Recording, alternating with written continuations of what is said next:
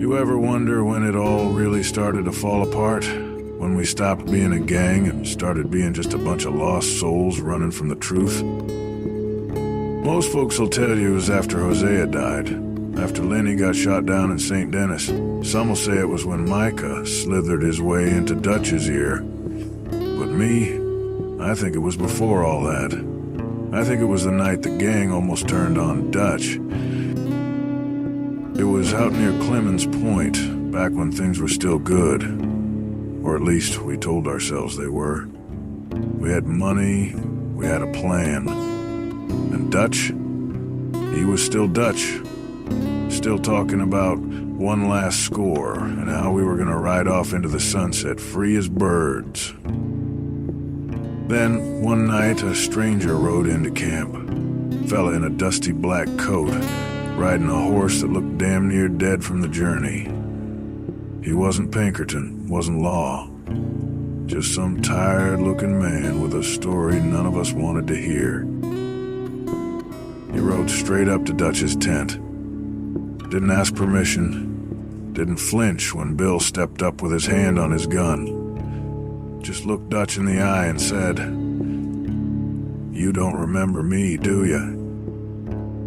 Dutch just stared at him, then smiled that Dutch Van der Linde smile. The one he used when he wanted folks to think he was still in control.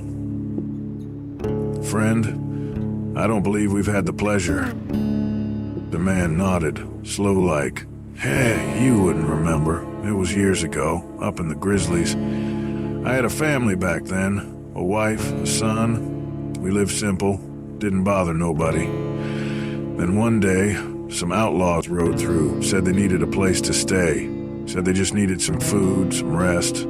We believed them, and by the time they left, my wife was dead, my boy was gone, and my house burned to the goddamn ground." Cap went dead quiet. Even Micah, who always had some smart-ass remark, just watched, real still. Dutch's smile didn't falter, but I could see it. The flicker of something in his eyes. Something he thought was long buried. The man stepped closer. "I've been hunting ever since. Thought I'd never find the ones responsible. But then, one night in Valentine, I hear a name. A name I never forgot. And then he says it. Dutch Van der Linde. I don't know if the man was lying, or if he had the wrong outlaws. Hell, maybe Dutch never even knew what his boys did that night. But the way he sat there, real still, real quiet, that told me everything I needed to know." Dutch just took a breath, slow and deep, then leaned forward in his chair. "Son, you have my condolences, but you're mistaken.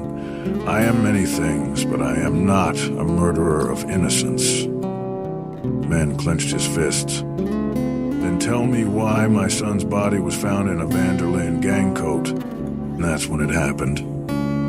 A shift. I looked around, I saw it. Saw the doubt set in. Charles's hand went to his knife. Javier stopped drinking. Even John, who'd followed Dutch since he was a boy, looked away like he didn't want to see what was coming. Because we all knew.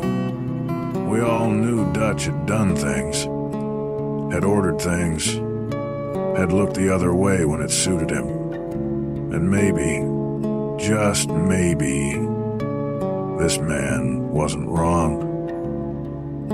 Dutch just sat back, folded his hands, and let out the smallest laugh.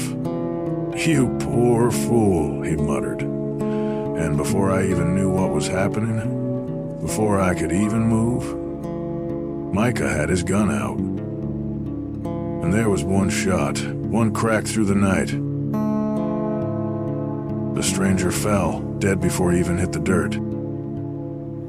Nobody moved, nobody spoke. And for the first time, I realized something.